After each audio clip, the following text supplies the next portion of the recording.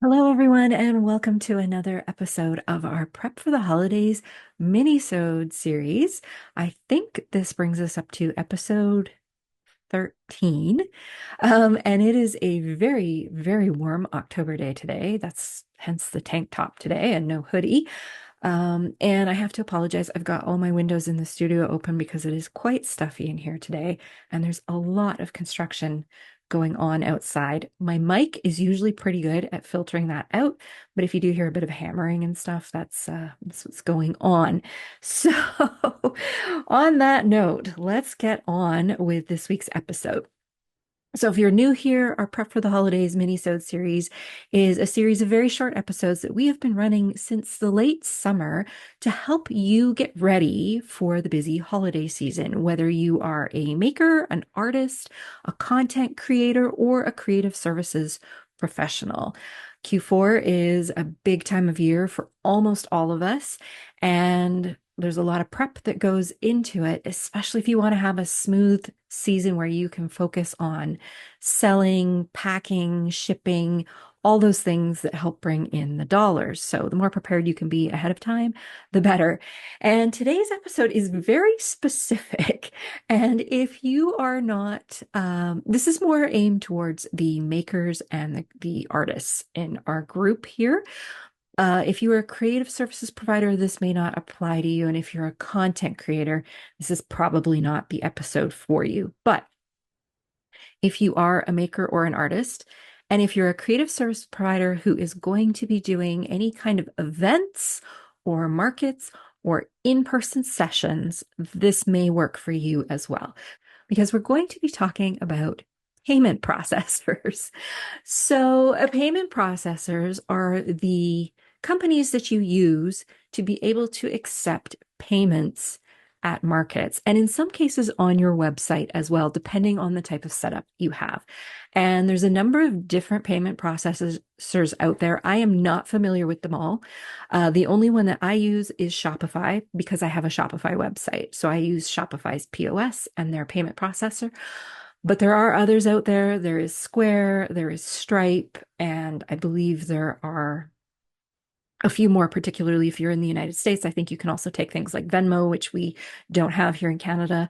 There's also e-transfers, which Canadians love, but aren't particularly well suited to market situations, but they're definitely a way that you can accept electronic payments.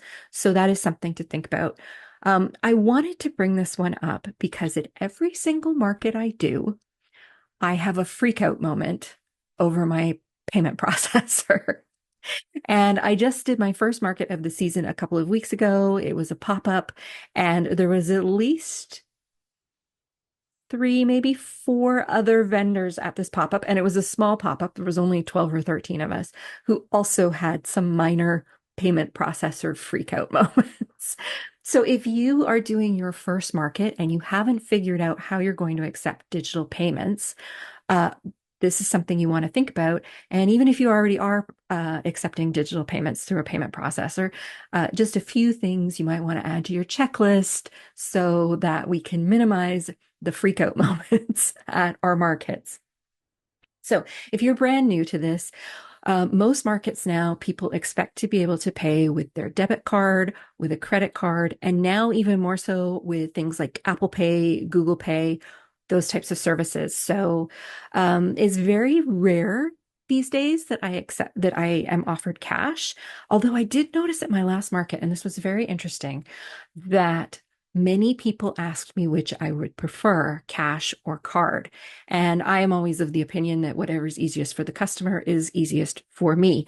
But you should be aware that when you accept payment via card, there are processing fees. You can't escape it. It doesn't matter which platform you use, there are processing fees.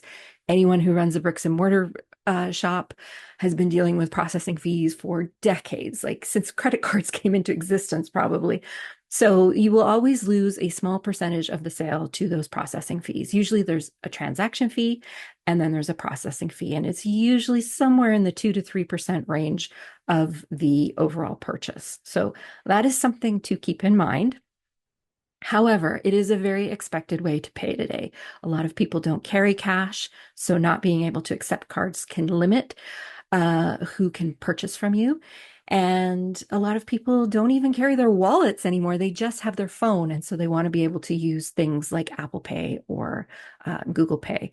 So being able to offer those is a bonus for you. So if you have markets coming up this season and you haven't figured out how you're going to accept digital payments, now is the time to do that. It does require that you have a device that can be tapped. So I don't have mine handy here, or I would hold it up. I have a Shopify's Wise terminal. It's just a little terminal I hold up, and people just tap their card to it. They also have the option to insert their chip card and key in their PIN number. And same with Square. It's just a small square thing that you tap and you pay. And it's very simple. It means you don't have to handle as much cash. And with something like Shopify, it pairs up with my website. So all the transactions run through my Shopify store. It makes it very easy at the end of the day for my bookkeeper to reconcile everything. And I can see instantly at any point during the day how much I have done in sales without having to keep track of it manually. It's super simple. If you don't have a Shopify store, you obviously can't use Shopify. And so in those cases, you'd be looking at something like Square, which I think is probably the most commonly used one at most markets. So you will need to first apply to be able to become what's known as a merchant on these platforms. And then you will have to purchase your equipment that people will be able to tap and swipe their cards on, and you'll have to wait for that to arrive. So this is not something you want to do the day before your first market. It is definitely something that you need to plan in advance for. And I would say that if you are listening to this right now and you don't have a payment processor set up and you have markets coming up and you want to use that, you need to get on it today. So yes. Now, if you already have a payment processor system, then you know that things can happen. It's technology, and so you never know. It's always really great to be prepared. When I did my most recent market a couple of weeks ago, I remembered the night before that I hadn't used my Shopify terminal since the spring when I did spring markets. And so I reminded myself I needed to pull it out and charge it, which I did. I plugged it in and charged it. And I was very proud of myself for remembering to do that and thinking I was ahead of the game. The market just happened to be down the street from my house, and we had a very generous 2 hour setup time before we needed to be ready to go. And initially, I was thinking, oh, I don't have, I'll show up an hour beforehand. I don't have a lot to set up. I have a smaller table this year, et cetera, et cetera. And it's very close. But I don't know, there was something nagging in the back of my head that said, just make sure your tech is working. And I'm so glad I did, because I completely forgot when I was charging my terminal. I didn't actually test it out at home as I should have done. So this is tip number one. Make sure you test your tech before you need it. So like the night before. So when I got to the venue and I turned it on, and I always do a test transaction with my own card on something very small just to make sure that the transaction goes through. And I went to do that and nothing happened. And then I got a message saying that the terminal needed to update its software, which is something I always do the night before, but for whatever reason, I forgot this time. So that is something you definitely want to make sure you do before you head out to a market the night before. Make sure that the software is all updated. Make sure that it hooks up to your device. So whether I hook mine up to my iPad, you might hook yours up to your phone, whatever it is that you hook your device up to. Make sure it's hooked up to it, make sure that it sees it, make sure that you can run a transaction through, and it will tell you if it needs to do a software update. The thing with software updates is you need to be able to plug the device in while it's happening. You may not have a lot of access to electrical at your market, and if you do, a lot of people might be trying to share it. You don't know how long it's going to take for the software to download. You don't know what the Wi-Fi situation is going to be. That's another thing. You need to have Wi-Fi accessibility to be able to use your payment processor. So you need to think about that. In this case, the venue offered us access to their Wi-Fi, but very often I have to set up my phone as a hotspot in order for this to work. My iPad does not have data, and so I need to set it up, my phone up as a hotspot. My iPad talks to the hotspot. That's how I get my data, and then my iPad talks to the little device. And so you want to make sure that's all working smoothly. You want to make sure you have a backup plan if there's no Wi-Fi at the venue. Can you use your phone as a hotspot? Do you have another device that has data that you can use? Those types of things. You want to make sure you have that all working. And like I said, you don't know how long a software update is going to take. In this case, it took about 25 minutes. So if I had shown up when I had originally planned to show up, I wouldn't have finished updating before the event started. But because I had gone earlier, that little nagging feeling, I was able to get things hooked up. Sometimes the devices aren't really good at telling you where they are in the process, so you don't know, and you're just sitting there hoping it's going to work.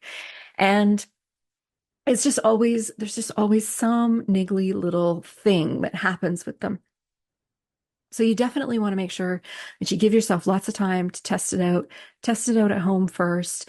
When you get to the venue, test it out right away. Make sure it's working. It will just give you so much peace of mind, because I don't know about you, but every time there's an issue, I just feel that sheer panic in my chest that, oh no, I'm screwed.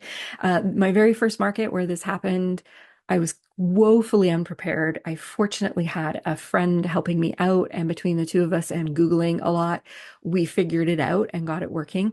And as I said, at this past market, several people had issues getting theirs to work as well, especially if it's the first market that you've done in a while.